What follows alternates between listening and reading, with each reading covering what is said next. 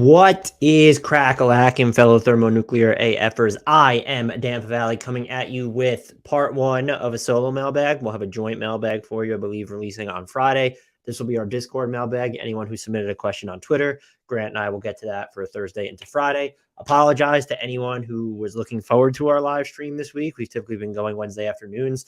First had to move it because of a scheduling conflict. Grant was also sick.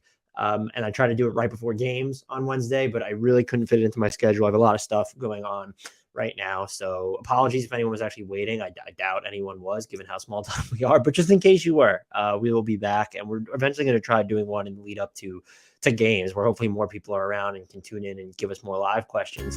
Very quickly, just remember to subscribe to us if this is your first time checking us out, or if you're reoccurring choppering in and just haven't done it yet. Apple, Spotify, YouTube. YouTube is really, we've reached a low. We've stopped growing. So head over to our YouTube, tell people about us if you've done all those things. Retweet us, shout us out on Twitter, quote the podcast on Twitter as well, and tag us. We will retweet it, and we always appreciate it. And finally, if you want to be able to submit mailbag questions more readily, you can, of course, DM me on Twitter at DanFaValley, but also go to our Discord. The link to that is in the podcast and YouTube description. I send out a solicitation just about every week, and so you will get priority mailbag there.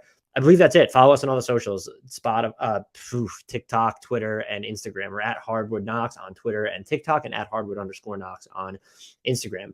With that, the defining question of this mailbag is, are the Nuggets in trouble? And it's really, the actual question comes from Nugs, and they ask, are the Nuggets playing like dog crap on purpose so as to lull their prospective playoff opponents to sleep?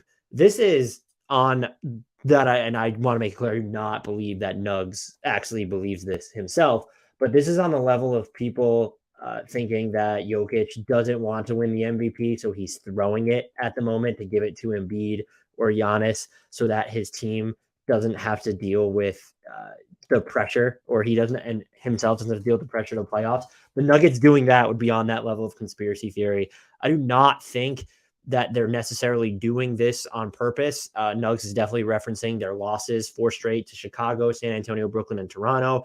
I might go all out and smack the panic button if they lose to Detroit on Thursday. That's a game that they just have to win, the second of a 5-game road trip, and it's the easiest game they're going to have on the road. They have the Knicks after the Pistons, then the Nets, and they have those. Those are back-to-backs, New York and Brooklyn, Saturday and Sunday, respectively, then followed by Washington before they have to go rattle off games against the Bucks and the Sixers at home, but one right after the other on a Saturday and a Monday. But there is an element to, it does feel like watching them that they're playing with in absence of urgency. And could that be a mode of conservation heading into the playoffs? I guess maybe, but it also doesn't feel like strictly that. We've seen them turn things on in the fourth quarter or later in games. We saw that in their most recent loss. I caught the loss to the Raptors. The bigger thing, I mean, there's 3 things stand out to me. So let's start there. Jamal Murray just does not look the same ever since coming back from that knee injury. Really seems like he was turning it up leading into the All-Star break. And then ever since then, he's at sub 35% from 3 since the All-Star break on 9 attempts. And it's like 34.9%. He's sub 26% over this 6-game stretch. And he just doesn't feel like he's moving the same with the ball in his hands. When you're looking at the north-south aspect of his game, that's definitely going to hurt the Nuggets.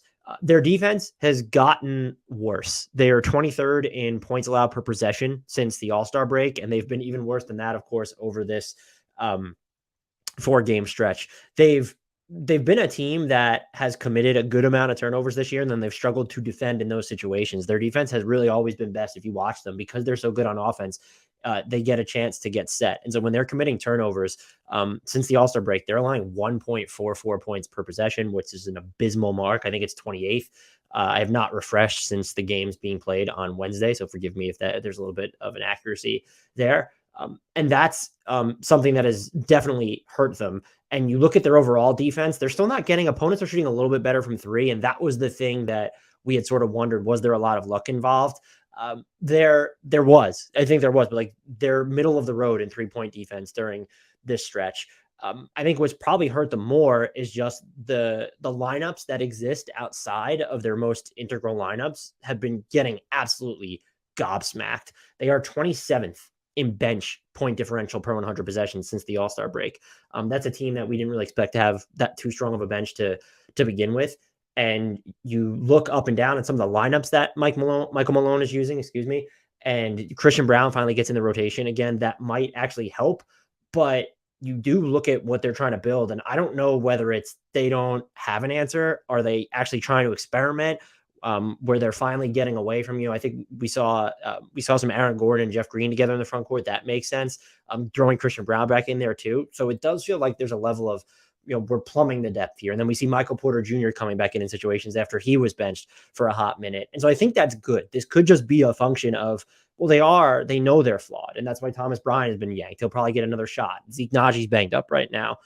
That's something to keep in mind when looking at their front court rotation as well. So I'm not in full on panic mode for the Nuggets just yet. And I do think, I don't want to say there's an element of design here, but I do think that this is a team that is going through more of a self-discovery period where they're trying to say, hey, what can we do? When you look at just their top, what are going to be their, let's say, 3 most important lineups in the makeup, and they mix and match with their top 6 guys, absolutely killer. They're trying to find, I think, when I watch them and what I've seen of them lately, I want to be clear, I've not caught every game by the Nuggets since the All-Star break. I've not watched all 4 during this losing streak. But I have caught 2.5 of the ones of the 4. And when you look at what they're running, maybe some of it's by necessity. Is it poor decision-making by Michael Malone? Or are they trying to discover certain combinations that are going to work, maybe in smaller spurts during the playoffs? Because yes, your most important players are going to matter the most, but you're still going to need to buy some time with less than ideal lineups or lineups that are going to fall outside your most critical. And just because when you look at this roster, and there are really only sure things as you go through the, let's say, top 6, and if you really want to, I guess you could stretch it to there, depending on how you feel about a Jeff Green, or if your team Kanchar, or if you're, you think that Zeke Naji is that guy when he's healthy. They're top 7 players. You do need to find, like, when the playoffs get to 8 or 9, and then figure out the combinations that are going to work there. I will say you can look at it one of 2 ways, or I think you should actually look at it. I would look at it both of these ways. It's good to go through this. It's not a crisis of identity, but it's good to go through this stretch now when we are basically 1 month before the start of the first round of the playoffs, than it is to go through this at the start of the playoffs, or even deeper into the playoffs. At the same time, you would also like to go through a stretch like this before the trade deadline so that you can futz and fiddle accordingly. And that's not something they were really able to do. They made a call on Bones Highland future, tried to upgrade the backup big rotation in the process. That has not really worked out to date for them. Just the whatever with Bones, if they thought it was time, was time. We know, if you listen to this podcast, you know my thoughts on that.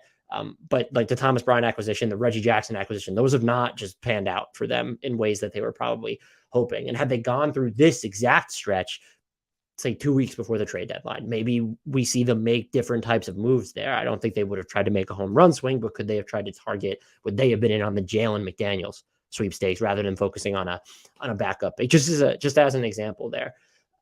And when you do watch them play defense now, it does, and it was true in the win over Toronto that they had. You could visibly see, and we know sort of their defensive splits when you look at the fourth quarter and crunch time versus the rest of the game. But it feels like it's more stark when you're watching them on how they're defending, where it's, okay, Jokic is kind of in the middle of things. Like, he's not playing all the way up to the level of the screen, but it doesn't really feel like he's all the way in drop, and they're getting burned at the basket that way. And then as the game goes on, you see them really tighten things up. You see him maybe make some quicker decisions. And it's not just him in general. I think even with some of the guys who are tasked with containing the ball, like they don't really feel like they're playing with as much oomph early on. I'm not saying they're not trying. It just feels like they don't flip a switch until later on. I guess that's fine now, but it's going to be a problem for them in the playoffs. And I'm still, look, Nuggets fans have been all up in, I think, everyone's shit, and not all Nuggets fans, but a bunch of Nuggets fans have been all up in everyone's shit saying, well, look at how good they've been on defense since December 1st or whatever it is. They were 8th for the longest time. Like, between December 1st and the All-Star break, they're 8th in points allowed per possession. They are now 23rd since the All-Star break. And so you do have to consider that. And they're still, their defense at the basket is a problem. Jokic specifically, yes, he has really good hands in space. He knows where to be, but sometimes he just gets there super late. So like, that's going to be, for a team, if they go up against teams in the playoffs that are really going to that can pick apart, surgically murder people with their pull-up jumpers in between, that's something the Nuggets might struggle to defend against. If they're going against teams that are going to be able to generate just a crap ton of rim pressure on a consistent basis from wire to wire, that's something that they could struggle with. And I'm still very fascinated. I'm saying this as someone who picked the Nuggets to win the title, to just see how what I believe is their top defensive gear translates into the playoffs. And I do think we might reach a matchup or a point, if not a status quo in the postseason, where you're not going to see both Michael Porter Jr. and Jamal Murray close games. And then, of course, you would think in that scenario, Michael Porter Jr. is going to be the odd guy out there, just looking at positionally, and then how much more important as a shot creator, not just maker, Jamal Murray is to the team in theory. Maybe I'm wrong there, and they just decide, you know what, we're going to try and kill you with how good our offense is, rather than, well, we need to see more of this Bruce Brown, like Aaron Gordon and KCP with Jokic and Murray, which might just, I think that might be their best two-way closing lineup, is my point. Maybe this is also as simple as like, well, we're going to see like fewer 3-guard lineups outside of the, you know, the main starting, like the meat and potatoes of the 6 guys. Like, we're not going to try and incorporate Reggie Jackson into these 3-guard lineups. That might be a good start. Do they have the personnel to do that? You're going to need Christian Brown to play some serious time there too. And I think I look at this team and I'm pretty, I guess you would call it stubborn, but I try to remain steadfast in my title picks. I will own them and say whether they don't look good or great right now. My Nuggets one, it looks way less appealing than it did, 3 weeks ago or whatever it was. But I don't think it's an egregious one still. I believe that team has that level. I believe that Jokic can be the best player on a title contender. But if you watch what Philly has done against a really tough schedule right now, if you theorize and you just watch what the Bucks have done to everyone lately, they've absolutely, Milwaukee, by the way, 4th in half-court offense since January 16th. Half-court offense. That was the biggest concern. Chris Middleton basically comes back. They're off and running. I have a Bucks Nuggets finals, which was my preseason prediction. I feel a little bit good. I feel pretty good about Milwaukee coming out of the East now with Boston sliding. So I don't think the Nuggets are in this existential crisis mode. They're not in that level of trouble, but this is a stretch that I think you have to look at and say, okay, like some of the concerns have been laid bare about what's going to impact us in the playoffs. Yes, sometimes I think you look at the second Toronto game where it did feel like guys just got really hot on jumpers early on. Okay, but then you look at that first Toronto game, which they did win, and it was just like they were, for the longest time, getting to the basket against Denver's defense. And the same passes were open around the basket with Jokic on the floor. And it was a problem. You look at how Brooklyn was able to carve them up in that game. Those are issues that feel like they are not just, oh, 'tis the season, we're experimenting. Like, those are stylistic or personnel issues that they are going to face in certain matchups in the playoffs. And so now they've experienced them during the regular season with a month-ish to go. I think there's value in that, but this is something we do need to monitor closely. And that is I guess that makes for terrible podcasting, but I hope it makes for like pleasant YouTube and Twitter comments, or at least more productive ones. I still think the Nuggets are one of the 3 best teams in the NBA. I think it could be open for debate just between Boston, Milwaukee, Philly, and then Phoenix with Durant. Like, those are the teams plus Denver that are in the top 3 conversation for me. I've had enough with the Warriors. They need to prove that they can win on the road ever, defend on the road ever again, grab a defensive rebound on the road ever again. So, and I just feel confident saying that. And they are still the best team in the Western Conference. They look more vulnerable. This is going to reopen some wounds and discussions about the MVP debate. That is all fair game. But am I ready to panic for the Nuggets? I almost wish I was answering this question after the Pistons game, but no, I think they will ultimately be fine. And I do not think this is a team where matchups are going to matter a lot in the playoffs, but I do not think this is a team that is just going to lay an absolute wet sounding fart when they get to the first round. If they have to go up against a Minnesota or an OKC or even the Lakers, I would be just psychologically, I would be worried about, if you draw Phoenix in the first round, if they slide, or if you end up drawing Golden State in the first round, if it works out like that, those teams kind of scare me. I would say anyone else doesn't. Is that disrespectful? Like, I get the Clippers, Denver just owns them over the past few years. Dallas, no, I don't care. If we want to even mention Portland, New Orleans, and Utah right now. So yeah, it's Golden State or Phoenix would be reasonable first round losses. That's not making an excuse in advance. It's just, if you got trucked by any one of those teams, even if you lose in the first round, like, you're going to be asking some wholesale questions. I think this team is ultimately going to be fine. And I do think that they do have a championship ceiling. It is just a matter, I feel like, of hammering out some lineup ambiguity. And then also, can we see them defend the way we've seen them defend for more than just these, I don't want to say quarters at a time, but like prolonged stretches. And they've had prolonged stretch of defensive success, especially when Jokic is on the floor. But some of those ancillary lineups, and then just some of the minutes with Jokic on the floor lately, they just have not, they've been very uninspiring. And those are what I think we'll be looking out. I'll be watching more than anything. Plus just I think the health of Jamal Murray here, because like just dealing with that knee stuff is, I don't think it's flying under the radar, but that's going to be a huge problem. He's supposed to be he needs to be your second best player. I think even if Michael Porter Jr. plays like your second best player, you lose a lot. I think you lose some defensively from Peak Murray, just the fight that he had. And then also just even if you don't think he's a creator, as a table setter, you lose a bunch. And then just the pure chemistry with Jokic, you lose a little bit there. So to round out, no, I don't think the Nuggets are in trouble just yet, but I don't think that we can just write this. It's not just about this 4-game losing streak. It's a lot of what we've seen kind of over the past like three or 4 weeks. Thank you for that question, Nugs, and I hope you don't hate yourself for asking it. I know you were dreading me hearing this per what you said in Discord. This next question comes from our social media producer, Ian. This is like a masochist question, but it's a fair question. First, any chance the Blazers trade their entire roster for either a ham sandwich or the Washington Wizards roster? I can answer this one first. Or let's just get to the second one. That's more serious. But if the Blazers actually fire Chauncey in the offseason, who do they replace him with?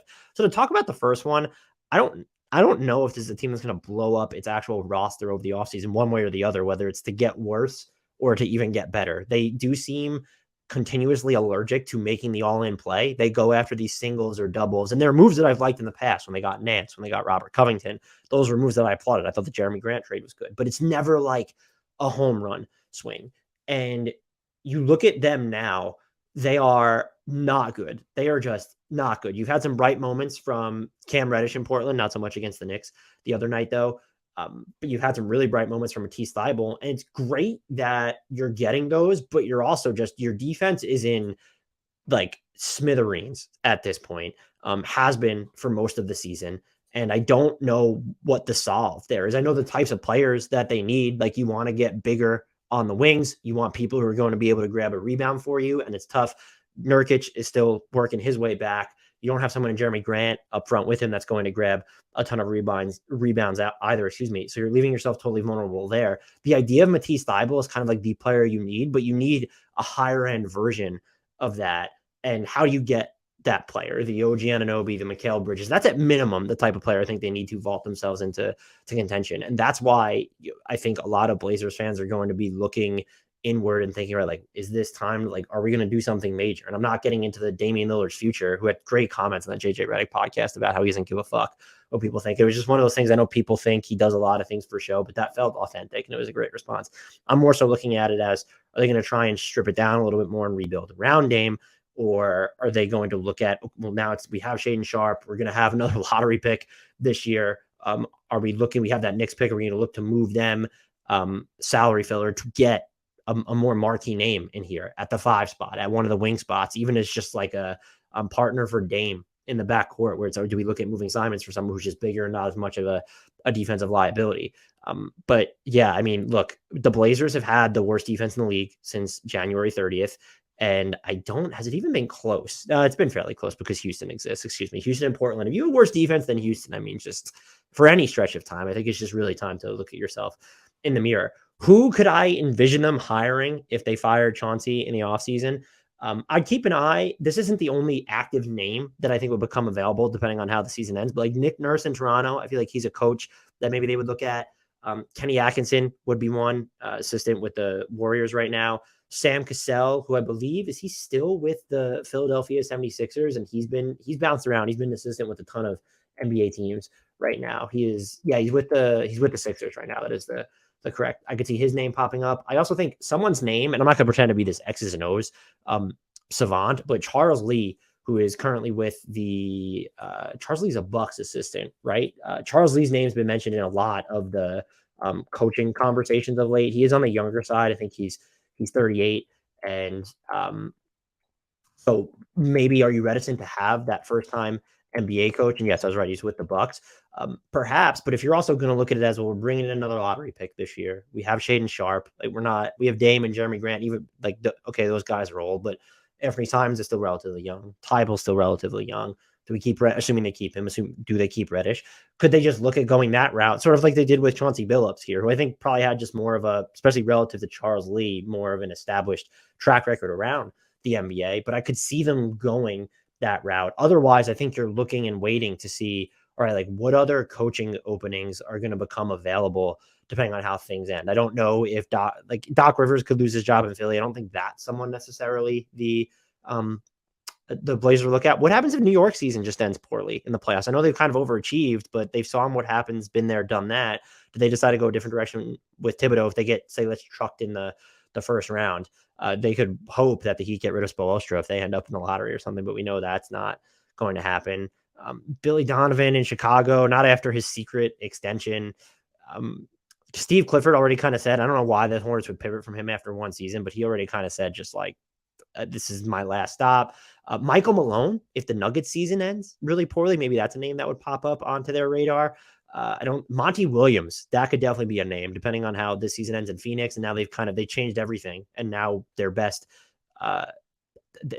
tool in their belt is they could change the executive and James Jones, or they could change the coach and Monty Williams if things don't go according to plan. Same things with Ty Lue in LA. So those are names if just like the season ends really poorly. Steve Finch, could he just be pushed out in Minnesota? I think they're probably a better team than their record suggests at this point. I still don't feel good about what they did at the trade deadline. Not super high on their outlook, but they're hovering in that 7 spot. They've missed a bunch of opportunities. We don't know when Cat's coming back, but the fact they've done all this without Cat matters a crap ton here.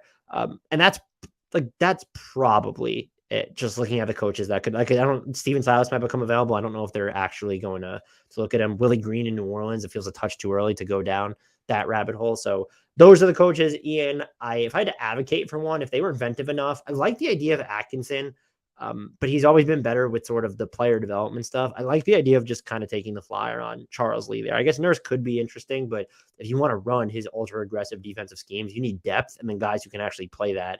The Raptors have like one of those things where they still just don't have the depth to do it. And you can quibble over whether they actually have the personnel to keep running that.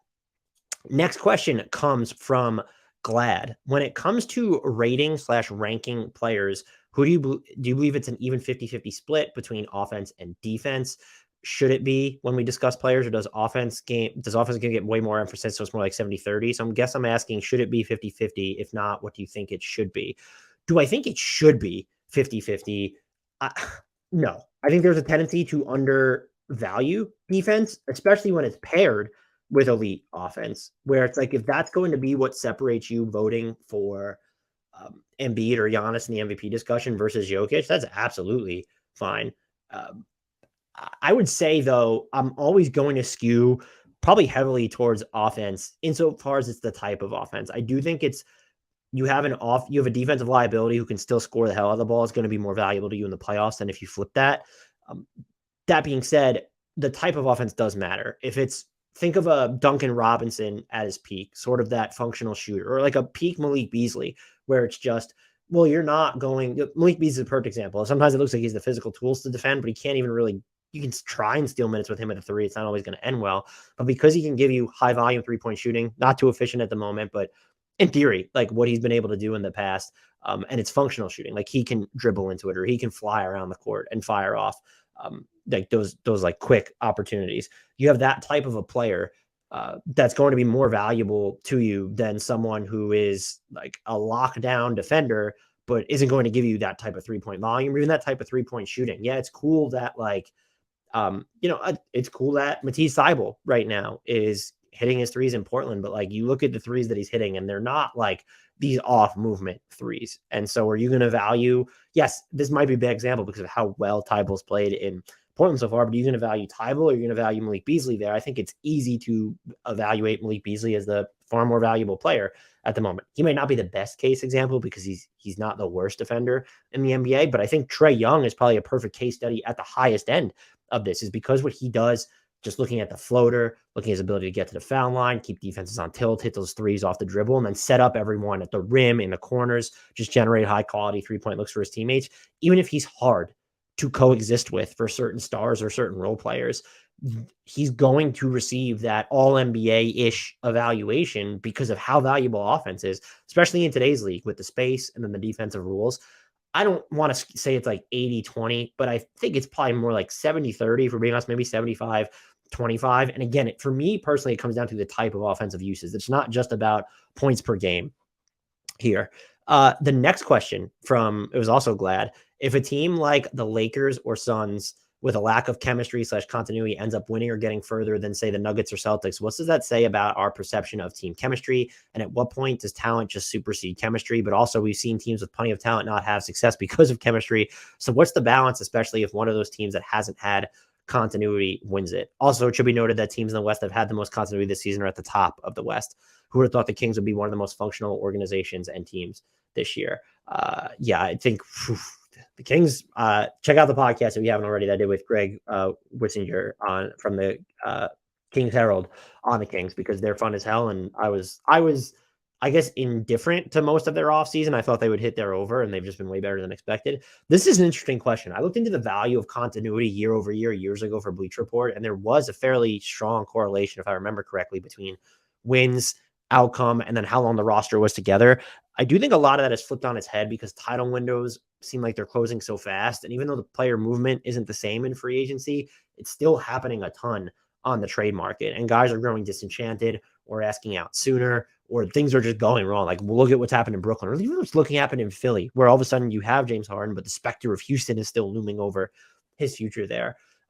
If one of, let's say, a Phoenix wins the title this year, I don't think it materially impacts, oh, well, the Nuggets now have to blow it up because they were together for so long, or ditto for the Celtics. I think the two things where that impact that, or I think the two things to really look at here is if you're looking for a team like the Nuggets or the Celtics to ask themselves fundamentally like franchise changing questions or core shifting questions, it really is going to rest on, well, how did they exit the playoffs? There's a difference if you're Denver making it to the conference finals and losing versus losing in the first round, getting trucked in the first round, or even getting the conference finals, going to a game 7 versus being dispatched by, let's say, the Suns in 4 games.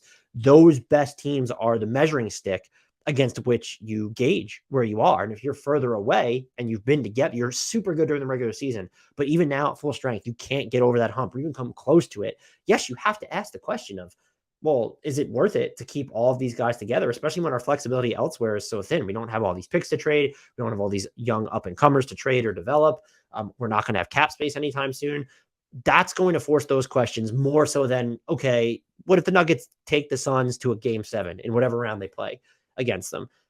Yeah, Denver's still going to look inward, but I don't think it diminishes the value of continuity at all. And I think you could also argue, yes, this season, looking at just the season, the Nuggets have had the benefit of continuity. They're still dealing with injuries because of Murray being banged up, but far less than far less than other teams, than the Pelicans, for example. But they had over a season, like basically 2 years, it felt like, just losing Murray before the playoffs, then whatever was going on with Murray and Michael Porter Jr. last year. So they haven't had this long-term continuity, and things are just shifting so much in the landscape that continuity feels like it's being inherently devalued just because it doesn't last and it doesn't pay off even when it exists, because of how fleeting just everything is. Even the cores that are together the longest, you don't really see what's happening in Denver, Golden State, or Boston all that much anymore. There's just normally so much turnover. What would be interesting to me is if a team like Phoenix wins it, and they, or even, I guess Dallas would be an example here, but Dallas is going to win it here. And I think even the Lakers, I don't know if they fall into this category just because they weren't healthy. They did get D'Lo, got rid of Russell maybe. But if the Suns, for instance, win it, I think it might just embolden teams that feel like they're close or stale to make those bigger plays mid-season rather than just over the offseason, when you look at it as, well, it's easier. Our roster is just inherently more fungible over the offseason than it is during the middle of the year. We're going to get practice time leading into training camp, so you can develop chemistry there. And I think it makes teams reticent to make the all-in plays in the middle of the year, which is why, like, let's use Minnesota as an example. Do they make the trade that they do for Rudy Gobert? Let's put Tim Connolly in charge of the organization. Trade deadline last year. It's available to them. Are they making that move? Probably not. And so I think if we see the Suns make it out of, even just make it out of the West, that could maybe embolden teams that feel like they're close or, again, stale. Maybe it's a Nuggets team middle of the year. They stay together over the summer, but then decide, you know what? We're good, but we're third in the West. We're not good enough. We didn't win last year. Will they make that home run swing middle of the year? That's where I think it impacts it more, as opposed to just really, devaluing chemistry and continuity altogether. That was a great question, though, Glad. Thank you for both of those. Our next question comes from It's Alan. who inspired a question that lasted an entire episode. So shout out to you. Hope you caught that one on the MVP. But if Alan asks if the Mavs could take any elements of off-court drama and needing to appease Luka out of the question, what should they do about Kyrie's new contract, wanting to maximize a title in the next 3 to 4 years? Just some background here. Kyrie is age 31. His max salary, starting max salary, is $46.9 million. That's his max next year. If you give him a 5-year max, it'll be $272 million. A 4-year max is $210.1 million, and a 3-year max is $152 million. Ideally, you would get him for sub max and longer years. If there's a structure of like, would he sign 5 and 200, and maybe there's a team option on that 5th year? Might be like the happy medium. I don't know if he's going to go for that. Would he just try and orchestrate a sign and trade to the Lakers while also taking a pay cut as part of that? Is he going to demand the full boat from Dallas just to stay there? And if you are paying the full boat, I'm not going over 3 years. 3 years, 152, hopefully some kind of option, maybe a mega guarantee, a partial guarantee on that final year. I don't think you're going the 5-year route unless he's taking, again, 5 and 200, something like that. I don't think you're going that route just because you're then taking him through his age 36 season, 31, 32, 33, I say age 35 season. And there's just risk there knowing how risky Kyrie is in general. I'm very curious to see what the price point ends up being. There's no other team except for Houston, I would say, if they miss out on Harden and they decide to go nuclear, that is going to give him $46.9 million. The Lakers, in theory, might. They're just not going to be able to fit that with both LeBron and AD on the roster. And so that's just it. There's no other team that's going to give him that full max. And so if you can get sub max for a longer period of years, and then I think the goal needs to be to inoculate yourself against some of the longer term risk where it's okay, we'll guarantee you 2 years. Like 3rd year has to have a partial guarantee. Maybe sort of like the way that Chris Paul structured his last deal, where there's a half guarantee on next year. And then the final year is just the 4th year is fully non-guaranteed. Can you get some protection on that? Or is Kyrie considered too marquee? Or are you worried about disenchanting him, where he'll just sign with the Lakers if they decide to create $30 million in cap space or whatever, which would be a substantial pay cut off of his actual max. I think that's what you're doing. If he demands like a full max, you can't go more than 2 guaranteed years on that, just because then it's all right. If next season goes to shit, you write that off and there's only 1 more year. Like there's kind of time to rebound. But if you keep extending this, I don't know what his value actually is at that number. He still can play, but he's getting older. His availability for a vast array of reasons would be the kindest way to put it, has always been up in the air. But I think that's the route I would go with them. If you're not including, if you're just assuming everything's going to be fine, if we're just looking at Kyrie, the basketball player on the court, I'd still be hesitant because of his injury history, because of how your team is set up. And because of the cap landscape, like, is Kyrie Irving a max player in a vacuum, just looking at the basketball? Yeah, I mean, he's still a max player. So you could look at it that way. But given the structure of this team and what we actually have to deal with in terms of reality, if it is costing a full max, 2 guaranteed years is my absolute longest I'm going for Dallas. There could be options and like partial or non-guarantees on it after that, but 2 guaranteed years, I think the goal should be, can we do some sort of 3-4 year deal where we're protected on that final season? No player options here. Like, I'm not giving Kyrie Irving the threat of a player option at this point, or that type of leverage, unless he's just signing at this massive discount. If it's like, yeah, I'll sign for 4 years and $80 million or something, then yeah, you give him the player option.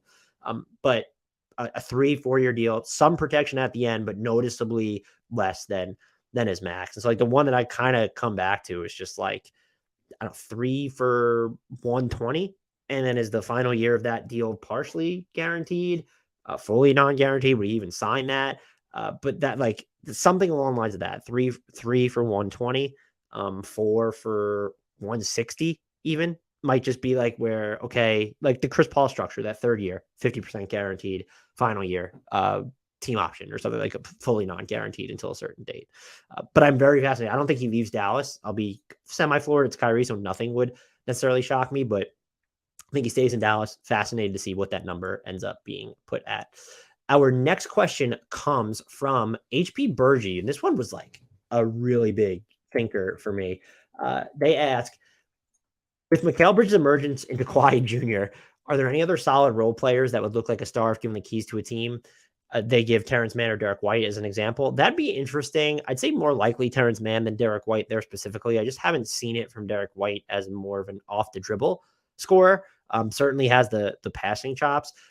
Two other players I thought of, but I feel like they might be too high end for this discussion: Desmond Bane and Tyrese Maxey. So if they qualify, then they would definitely be in here. If they're too high end here, I don't like. They could still be that guy. It's just that they've shown hints of it. So three players that I narrowed this down to. Keegan Murray, I watch him on the Kings and I'm just like, defensively, yeah, I still need to figure out, but offensively, some of the stuff he's done with handoffs involving Sabonis, putting the ball on the floor.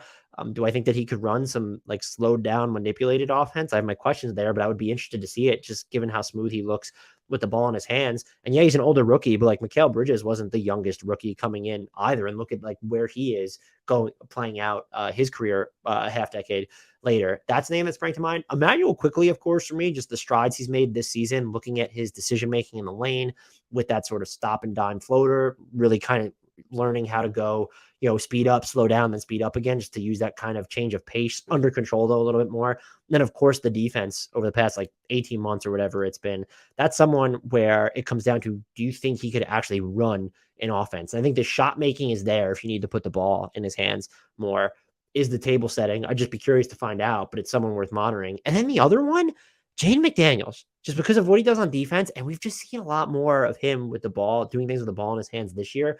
Do I think that he is, a perfect approximation to what we've seen from Mikal Bridges? Is not quite there. The Wolves have not given him that responsibility. We're talking about someone who's only in the third year of his career. And so like he could be tracking in that direction. That might be the one I feel most strongly about on this, aside from Desmond Bane and Tyrese Maxey. That's a great question, though. If anyone wants to hit me with their own answers, YouTube comments, if you're watching this far, which role player could you see making a star jump if they change teams? Next question comes from Muckle.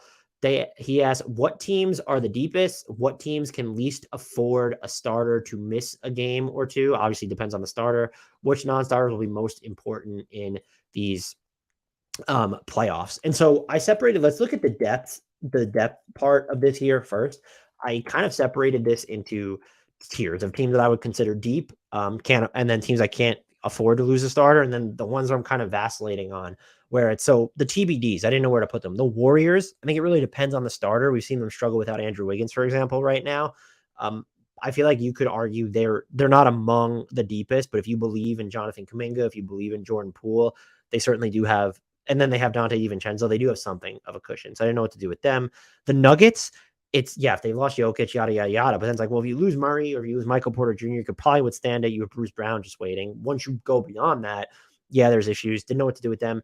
Memphis is deep, but as Zach Lowe says, they don't feel regular season deep, playoff deep, excuse me. The Nets are almost in the same vein. Their defense has started to pick up. They have like all this depth, but like, if they lost a starter, yes, it would hurt. But the only starter I think that they can actually lose and suffer this massive drop off is probably Mikal Bridges. Maybe other than that, I don't really know. Are you going to say, oh, okay, I'm just looking at their starters and I'm like, I don't even think that you could pick anyone here for that. So that would really just materially change what they're doing best now, that you couldn't feel like you could replace. I guess maybe Spencer Dinwiddie, because it would be him. But so I didn't know what to do with them. I didn't put them in either of these categories. The teams I have that can't afford to lose a starter, the Mavs. I'm just even saying outside of Kyrie and Luka. I think that that's just something that could really harm them. The Kings, and I talked about this with Greg, and as he mentioned, like there was a really valuable trickle down effect when you acquired Kevin Huerter because of what it allowed you to do with your bench, having Malik Monk come off, for example. So if you lose Kevin Huerter, if you lose Harrison Barnes, if you lose because Sabonis, Fox, obviously, yes, you're hurt. But if you lose one of the other three, it's, well, all of a sudden, we have to pull Malik Monk off the bench? Is this we need a Trey Lyles off the bench situation? Or because you're either looking at it as, well, if we pull Monk off the bench, then what just happens? What happens to our bench? You can look at it that way. And you could, of course, say, well, how small are we in the starting lineup then? But then it's, if you're going to replace whoever's injured with, oh, okay, we're going to use Davion Mitchell, then you're playing Davion Mitchell, who's been bad this year. Trey Lyles, yeah, he's been sort of a bright spot for them, but then that's also hurting your bench. So if you're pulling Monk or Lyles off your bench, it makes what's already feels like a shaky bench into an even more shaky bench. In terms of the deepest teams, The Knicks just have like the best point differential in the NBA since like December 1st among their reserves. The Cavs are low key super deep. Not low key. That's like a weird thing. I don't know why I said low key. That was a very weird thing to say. What I will note is they feel very much predicated on, okay, how is Karis LeVert playing? He just feels like the bellwether for what the bench is going to be. I mean, having Ricky Rubio, of course, like helps in that role, but like Karis LeVert feels like um, their bellwether among reserves. And that's, he's been starting on and off the past few games, but he hasn't, before that, he wasn't starting a ton. So I'm just not including him among among the every night starters for now. But the Cavs are deep. So I think they can withstand losing a starter. Of course, it's just like, well, can they? If you lose Jared Allen, what does that do to Evan Mobley's job description? If you lose Evan Mobley, what does that do to the rest of the defense? And then losing even one of the shot creators in Garland or Mitchell. But in theory, because every starter is so good of those four, it's almost like you can't withstand the loss. But you also have like someone who readily replaces a lot of what they do. Yeah, I don't think Mobley can replace just the primary rim protection of a Jared Allen, but just being strong defenders in general. So they're deep, and I think they could navigate absences. The Celtics, for sure, we've seen it. Those are the three teams that stand there. I didn't know what to do with the Bucks. They might be there now, but like if you lose, look at the starters that they could lose. I guess Giannis would screw them. Does it screw them if they lose Brooke? I think it would. But you do have Jay Crowder now, so you could just run smaller. And then it's okay. Well, if you lose Chris Middleton, we've already seen that, and they weren't horrible. It would kind of probably be the same impact if you lost Drew Holiday. So I think they might belong in the deepest now, especially with Joe Ingles, Goran Dragic there as well. So I think that's where I'm at. What non-starters will be most important in these playoffs is an interesting question.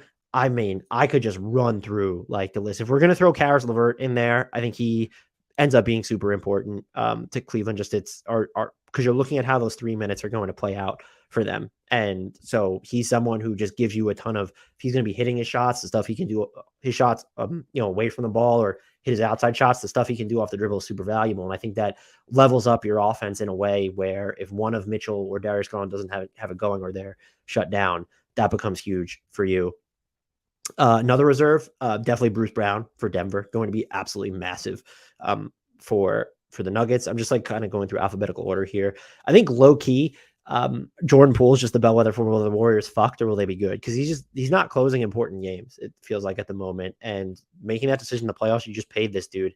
And then by extension, it's also Dante DiVincenzo, or what if Gary Payton II is healthy there? So the Warriors have a ton of reserves, like 3 reserves. So I think in theory, when you look at them, could be part of their most used crunch time units or most important crunch time units.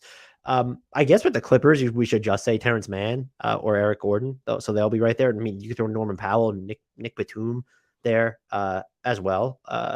So, like, is that too many for the Clippers? How many did I just name?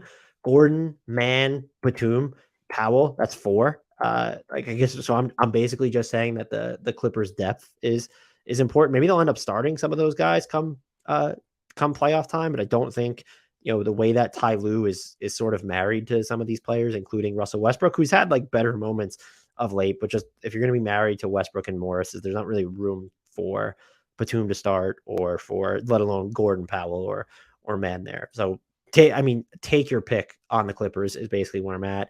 The Lakers, and now they have Jared Vanderbilt starting, so I don't really know. I mean, I guess if everyone's healthy and we assume that they're just going to start their best 5 players in we just have not seen enough of them at full strength to know like, okay, they're going to start LeBron, Beasley, D'Lo, Vanderbilt, and Davis. I imagine that's what they'll plug in LeBron for Troy Brown.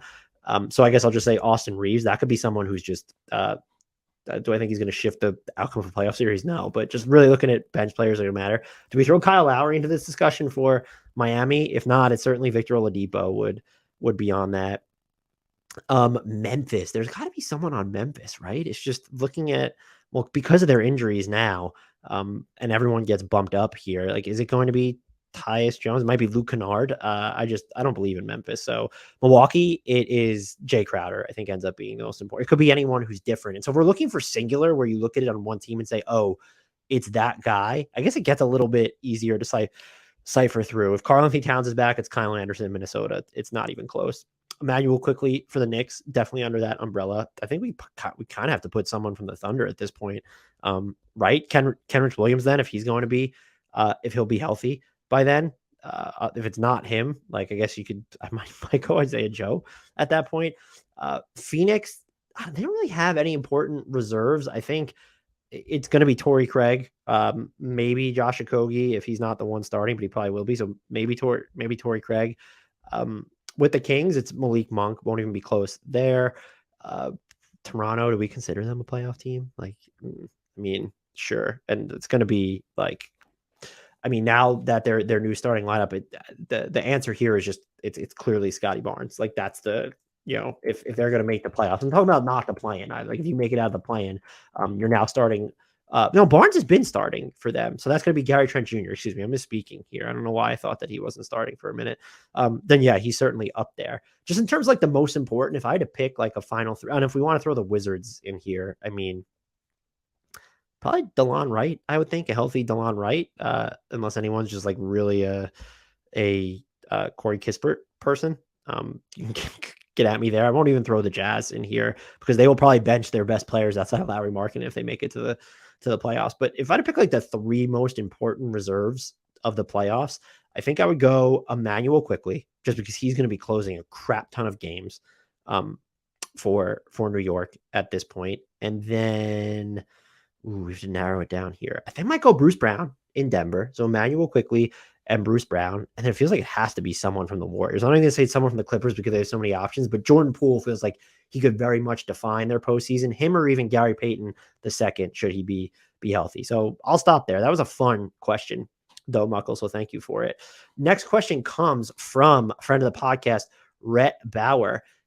He asked, should Denver and or Sacramento flame out in the playoffs change the decision of decision making for a team like the Rockets with a player like Şengün? Like, if we see a high end and the highest end outcome for the Şengün archetype unable to work in the playoffs for whatever reason, would it be smart for them to reconsider how important Şengün might be? Not other examples in the league right now, but could impact the draft too. Could ask the same thing about a team eventually trading everything for Cat, but we'll save that. Yes, let's save that, won't we? This is interesting. I don't know that the Nuggets view Şengün highly enough, at least the current front office regime and coaching regime, to think about it in these terms. But I would think that, yeah, it's fair to think about it in those terms. If we see the Kings and Nuggets kind of dominate all postseason and then they're all regular season, and then their teams are at full strength and they get absolutely blown out or something in the playoffs, yeah, or you have to really think about it. Well, we have to build our team super specifically. The Kings have surrounded Sabonis with shooting. They haven't surrounded him with a ton of defense or someone who could protect the basket with him or behind him. Denver's a little bit tougher because it's like, well, if they adequately use Aaron Gordon, Bruce Brown, and KCP, what are we really supposed to do at this point? So yes, I do think it could materially change the Rockets' thinking, but I don't think that they're thinking along those lines anyway. And it's so tough for me to envision what the Rockets are even building right now when you look at who they have. I will say how those teams fare should absolutely be a blueprint for either what to do or what not to do, or what you need to do to optimize what is, let's just call them defensively limited bigs who, yeah, they can get through the regular season and look average, maybe even slightly above, just because their defensive rebounding. But if they get into the playoffs, they could be picked apart and absolutely gutted in certain matchups. So yeah, I don't think it would be an overreaction for the Rockets to sort of rejigger their vision if they even have that for if they even have that for Şengün. I stammer to put a lot of stock into that because I don't, just based off how they've used him for most of this year, I just don't see that vision for him. And then especially when you have Jalen Green and Jabari Smith there, and then whatever's going to happen in this year's draft, where you're going to go best player available anyway. But could it impact them in terms of, oh, well, we're just not going to view him, that's our sixth man or something, or we're not going to view him as mission critical part of our core? That would be more of like a wholesale thought process. And I still think it would be fair to be like, you know what, like what would we really be doing here? Yeah, he might be our most talented prospect now, but what's the ceiling of him? And so in that way, I think probably Jokic more so than Sabonis is the harbinger for that, because the Nuggets, I think, have done a better job of optimizing his talent right now. And we're talking about someone who's in the MVP conversation, is literally the highest possible outcome for someone of that archetype, unless they are Nikola Jokic with Jaren Jackson Jr. defense or something, which is just like, we've never seen that. So yeah, that would be, the Rockets should absolutely The Rockets should absolutely be watching the playoffs closely, if only because they're not going to have anything else to do since they won't even be in the playoffs. Next question comes from Darkwing Duck. They ask, with all the talk on who's best situated for the future, how does Miami stay away from being worse situated outside of Houston? How do they get out of 40 to 45 projected wins the next 5 years? Yeah. So thinking about this one, the play is because you're not going to start over. What starting over would look like, you could trade Jimmy Butler, let's just say, and Kyle Lowry, but you could trade Jimmy Butler, get a shit ton for Jimmy Butler. What does that do for you? You have Bam and Tyler Hero, then you're probably still too good to maximize the value of your own draft picks. So the way to ensure that they're not going to become a version of, I mean, Blazers East almost sounds insulting, just because they've at least shown they'll take big swings, but it would be time to take a big swing. You have salary matching. The contracts aren't great, but Kyle Lowry will be expiring. You have Duncan Robinson. You can trade up to 3 first-round picks this year, I believe. You'll have your 2023. You can't trade 25. You could trade 27 and then 29. So you could trade up to 3 first-round picks. Swaps can be included there as well. And then what can you attach with those picks to money? Who is that bringing back? And that's how you ensure that you're maximizing the next 3 to 5 years. And you might be compromising too much of your future to where Jimmy Butler ages out. Do we see them get stuck in the 40 win range in year 3, year 4, year 5? Maybe, but having Bam and Tyler Hero both inoculate you against that. I will say, based off the season that Tyler Hero has had, if you're trading him, like, it needs to be part, like, that's a we're getting Kevin Durant type deal. And it's not a Kevin Durant so unique. It's not a we're getting Zach LaVine type trade. We're getting a Bradley Beal type trade to me. That's not your, and if you are doing that for Bradley Beal, let's say, I wouldn't give him up for Zach LaVine. I don't think that's basically it. Like, it's Tyler Hero and like minimal stuff.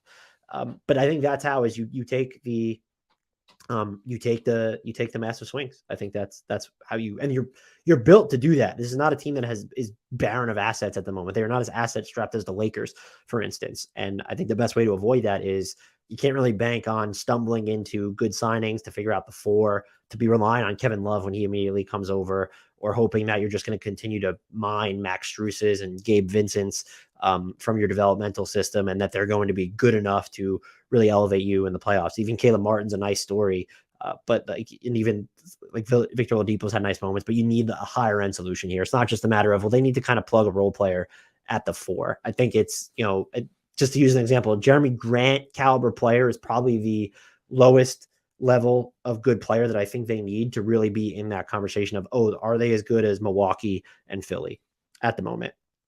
They are a team to watch over the offseason. We ever do a podcast on that team's most fascinating heading into the offseason. I do think, especially depending on how the playoffs end or play-in ends, they'll be on that list without question. Let's see if I can fit another few more in here. So we have, this question comes from Brian C.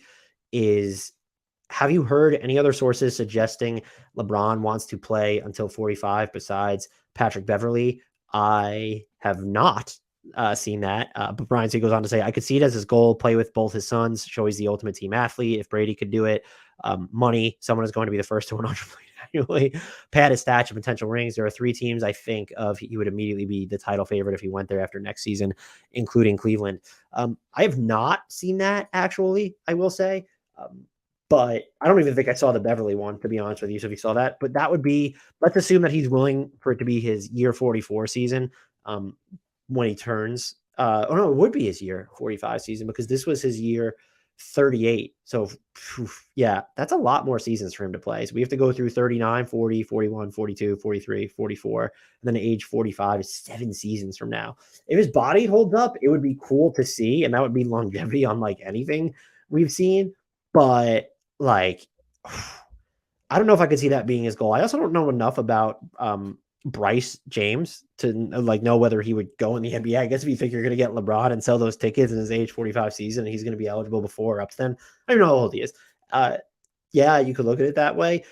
Do I think he does it? I'd bet against it. I mean, we've already seen his body like pretty, like the past 3 seasons is not held up all that well over the course of an entire year. And even like during 2019, 2020, if they didn't get that huge break before they went into the bubble, we don't even know how many games he ends up playing. Year before that, he plays in 55 games in 2018, 2019. So I don't think he'll make it. I would be kind of surprised if that's his goal. I think playing with Bronny is certainly a goal, and I think he will play until he's 40, but 45 feels feels steep. Like that feels incredibly steep. Power to him if he's able to do it though.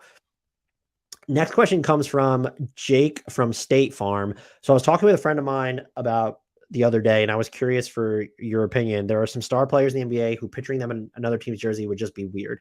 Steph, Booker, Giannis, etc.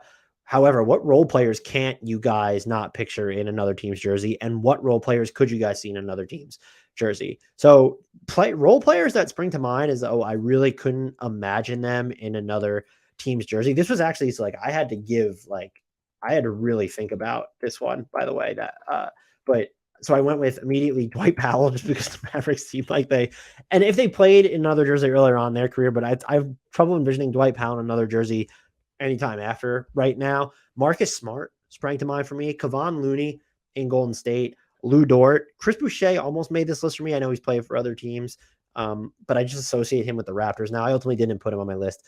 Guys that I could just see right now in another jersey, don't ask me why these are the ones that sprang to mind, but I have Naz Reid, Zeke Naji, and Denny Avdia is someone that I could just see in another team's jersey as well. So this was sort of a weird question, but yeah, those are where I think the hardest, it's more fascinating, like, well, what role player is it tough to envision in another team's jersey?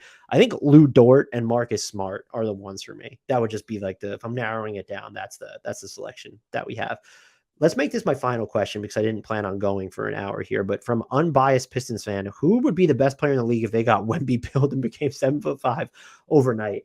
That's just like so many players that I think you could choose from. And so I limited myself to saying I have two options here that I already that I've already written down. And my parameters were you can pick one semi high-end player, but like he's still not a star just yet. And then you have to picture someone who's like a tried and true role player. And who could I make him the best player in the league if I Wemby-PILLED him? I have Mikal Bridges as my actual pictures. Imagine him at 7.5 feet or whatever, doing the things he already does and the defense that he plays. And then the other one, and I think this is a really good answer, is DeAnthony Melton. Could you just imagine him being Wemby-PILLED? That just feels like we're looking at someone who's already just this defensive workaholic. We've seen him hit threes, does some stuff off the dribble. It gets iffy in the playoffs, but if you got Wemby-PILLED, like you're going to be able to do so much more in the half court and also just defensively. And if you're keeping kind of the girth and the strength about you that he has, I think that ends up being the best player in the NBA. If anyone has an answer to this, who would be the best player in the league if they got Wemby-PILLED? My answer is it has to be a role player. It can't be a star. And I'm talking someone who's not even tracking towards stardom. I already gave you the one Mikal Bridges answer, but who would be the best player in the league if they got Wemby-PILLED and became 7'5" overnight? The answer is DeAnthony Melton for me. Hope you all enjoyed this. We will be back shortly. Until next time, though, please remember to rate, review, subscribe, tell people about us, retweet our promos on Twitter, shout us out, quote us on Twitter, tag us. Again, just spread the word about Hardwood Knocks being the least insufferable national NBA podcast around. And until next time, and as always, one, join our Discord. Link to that is in the podcast YouTube description. And shout out to the one, the only, the legendary, the indelible, if he got Wemby-PILLED, would be the greatest player in the history of any sport ever, Frank Ntilikina.